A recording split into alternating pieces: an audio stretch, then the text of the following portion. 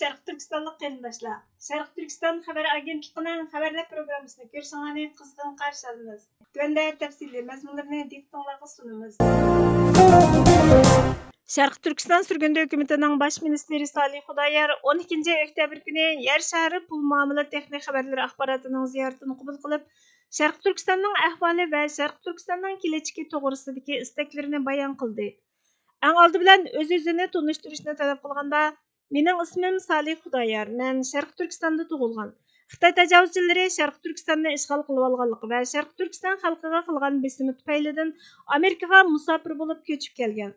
Amerikada cho'ng bo'ldim. Men hozir Amerika fuqarosi. O'zimni Şərq Türkiston va xalqini Xitoy tajovuzchilarining ishg'oliyati va mustamlikasidan qutuldirishga atadim dedi. Şərq Türkistanning nufusi, coğrafiyalik o'rni, mavjud hokimiyat shakli qandoq deb so'raganda, Şərq Türkistan Xitoy tarafidan yangi territoriya ma'nosida keladigan mustamlika atalg'u Şinjan deb atalgan. O'rta Osiyoning markaziga joylashgan, ishg'ol ostidagi bir davlat. 1 milliard 820 million kvadrat kilometr keladigan Ukrainaning 3 hissasiga to'g'ri keladigan bu zamin mo'l yer osti tabiiy va mineral boyliqlarga ega bo'lib, Xitoy Xalq Cumhuriyati zaminning 5dan birini tashkil qiladi. 6000 yildan ortiq boy qadimiy tarixga ega hozir Xitoy Xalq Cumhuriyatining kontroli ostidagi Şərq Türkiston Xitoy Xalq Cumhuriyati ishg'oli mezgiligacha o'ziga xos kultural territoriyasi, siyosiy kimligini qo'g'dab kelgan. Xitoy 1949 yili 12 oktyabr kuni Şərq Türkistonga besib kirgan. Shu yili 12 ayning 22 kuni mustaqil Şərq Türkiston Cumhuriyatini ag'dirib tashlagan.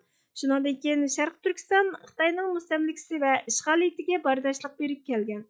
Yerlik Şərq Türkiston aholisi asosliqi Uyg'ur, Qozoq va Qirg'iz qatorliq turk millatlaridan tarkib topgan bo'lib, Uyg'urlar ko'p sonliqni egallaydi.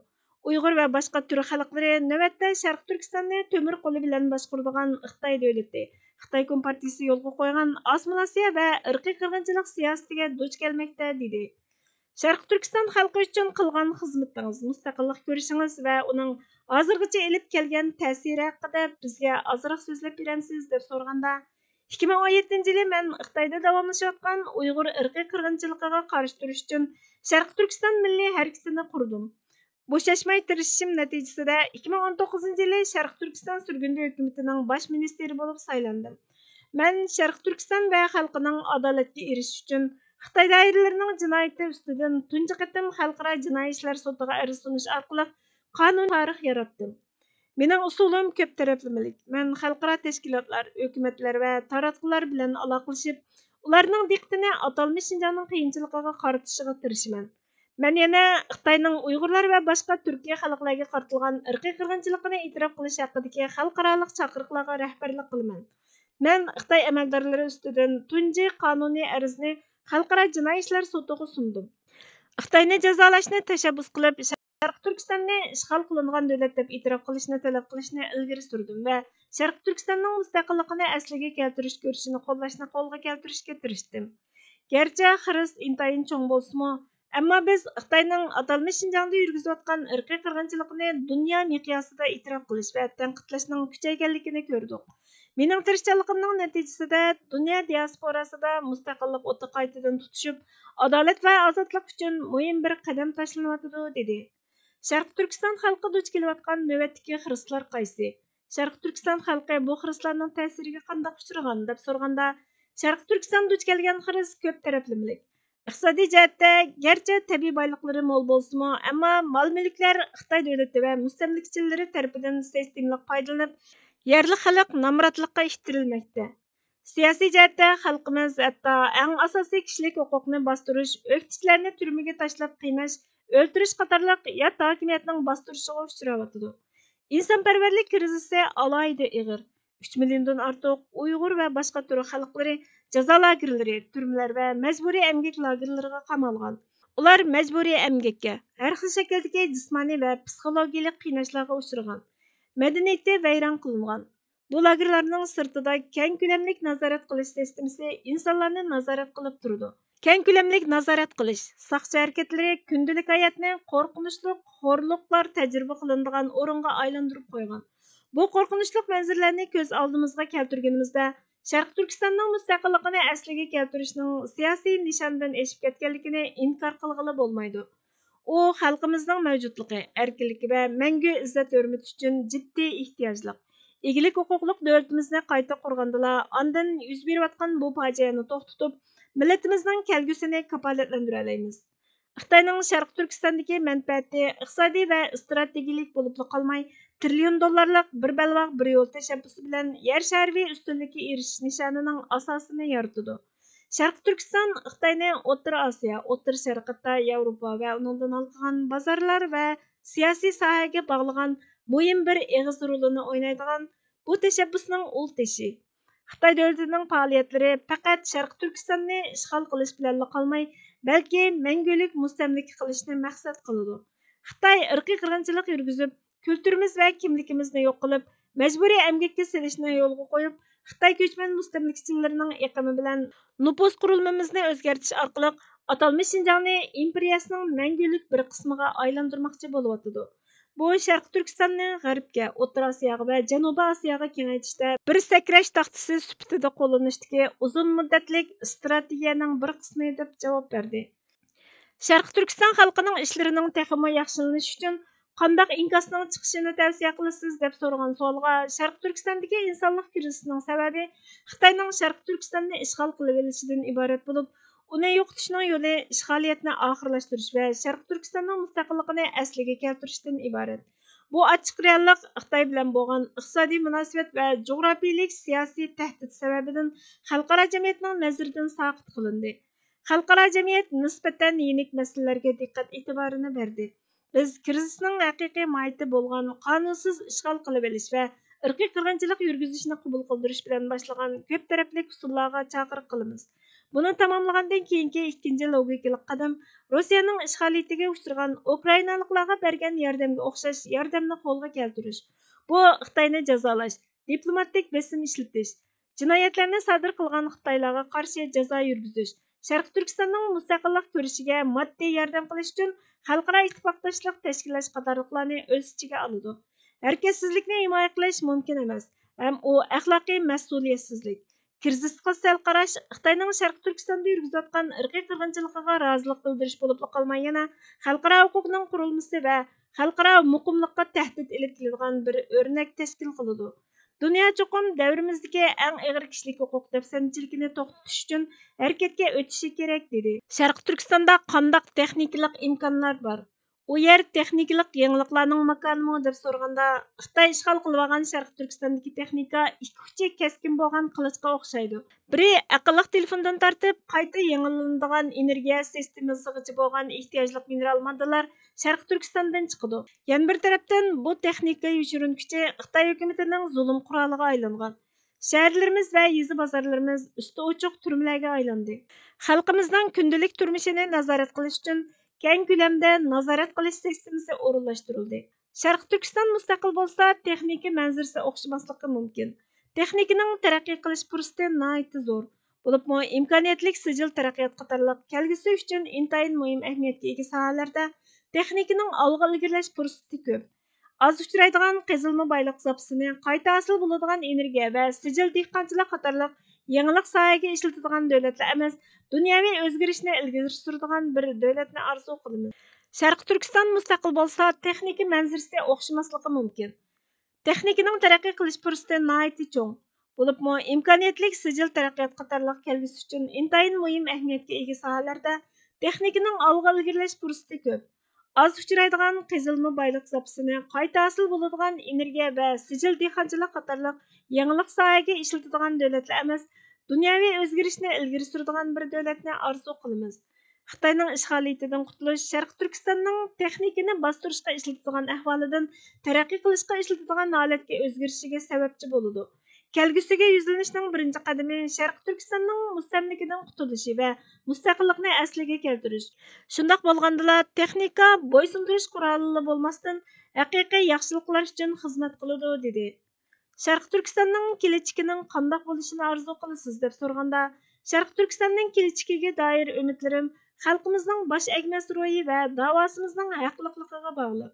Men mo'l madaniyat meroslarini qo'g'daydigan va zamonaviylikni qabul qiladigan erkin, demokratik Sharq Turkiston, ya'ni kishilik huquq, diniy erkinlik va ijtimoiy adolatning simvoli sifatida qad ko'targan bir davlat. texnika, iqtisodiy va odam kuchi boyligi ishg'oliyatchi kuch tarafidan foydalanmasdan fuqarolarning kollektiv farovonligi uchun ishlatiladigan davlatni tasavvur qilaman. Sharq Turkistonning mustaqilligini asliga keltirish bo'lsa, bu arzular tayinlagan asosiy tövri. İşinamanki, egilik huquqimizni asliga keltirgandan keyin Sharq Turkiston kuchlik, o'ziga ishonadigan davlat sifatida qad ko'tarib turdi. Biz dunyodagi davlatlar bilan hamkorlikni taraqqiy qildirishda bo'ysundirilgan yoki ekspluatatsiya qilingan rayon sifatida emas, balki xalqaro munosabat va yer sharining muqimligiga aktiv töhfa qo'shadigan egilik huquqliq teng darajadagi davlat sifatida taraqqiy qildirishni maqsad qilamiz. Qandaqla bo'lmasin, bu tasavvurning reallikqa aylanishi uchun Xitoyning ishg'oliyati va zulmiga qarshi turish ko'rishimizda xalqaro jamiyatning biz bilan birga bo'lishi to'liq zarur. Biz faqat Sharq Turkistonning ozodligi uchun kurash qilmaymiz. Biz xalqaro tartibning ultishi bo'lishi kerak bo'lgan adolat, insoniy qadr-qimmat va insoniyatning o'z taqdirini o'zi belgilash huquqi qatorliq prinsiplar uchun kurash qilamiz. Oldimizdagi yo'l shubhisizki mushaqqat bilan to'lgan yo'l. Ammo biz qat'iy irodamizda ching turamiz. Biz o'z zaminimizda erkinlik, izzat, hurmat va tinch yashash huquqi talab qilamiz. Men xayol qilgan Sharq Turkistonning kelajagi budir. Bu kelajak erishish uchun kurash qilishga tegishli kelajak deb javob berdi. Eng oxirida o'qirmanlar bilan o'rtoqlashmoqchi bo'lgan boshqa uchurlaringiz bormi deb so'raganda, shuni ta'kidlaymanki, Sharq Turkiston kurashi yolg'iz tashlaydigan kurash emas. O, Xitoyning imperiya arzusi va kishilik huquq vahshiyligining texnik keng angizisining bir qismi. Xalqaro jamiyatning inkosi bu xil adolatsizlikning dunyo miqyosida qanday hal qilinishiga ulgu bo'ladi. O'qirmanlarni bizning da'vosimizga ovoz berishga taklif qilaman. O'zingizni tarbiyalang, suhbatga qatnashing va hukumatlaringizni harakatga keltiring. Jamoat fikri siyosatga ta'sir ko'rsatadi. Siyosat taqdirni qayta shakllantiradi. Sharq Turkistonning ko'rishi bizninglar emas, bu adolat va insoniyatning kelgusi uchun elib borgan ko'rishi deb javob berdi. Birlashgan Davlatlar Tashkiloti 3-komiteti Xitoyning Sharq Turkistondagi Uyg'ur va boshqa turkiy xalqlarga qarata yurgizgan irqiy qirg'inchilikni aybladi. 2023 yili 18 oktyabr kunidagi komitet yig'inida Birlashgan Davlatlar Tashkilotiga a'zo musulmon davlati Albaniyani o'z ichiga olgan 51 davlat Birlashgan Davlatlar Tashkiloti bosh elchisi Angliyalik James Kariukining 3-komitetga sungan birlashma xatiga imzo qo'yib, Xitoyning Sharq Turkistondagi irqiy qirg'inchilik siyosati va kishilik huquq dafsanchiligini ayblagan. Xatda kishilik huquq kengashining 54-qatimliq yig'inida Birlashgan Davlatlar Tashkiloti kishilik huquq oliy komissari Volker Turk Xitoyni kishilik huquqqa hurmat qilishga va kishilik huquqni kafolatlantirish tadbirlarini qo'llanishga chaqirdi. Hozirga qadar biz Xitoyning bu chaqiriqning ro'yini izchillashtirishga oid hech qanday paketni ko'rmadik deyilgan va Xitoyning Sharq Turkistondagi dafsanchiligi tunishtirilgan. Yana bir tarafdan Xitoyning Sharq Turkistondagi qirg'inchilik siyosatini darhol to'xtatish talab qilinib, biz Xitoyni Sharq Turkistondagi kishilik huquq dafsanchiligini to'xtatishga chaqiramiz.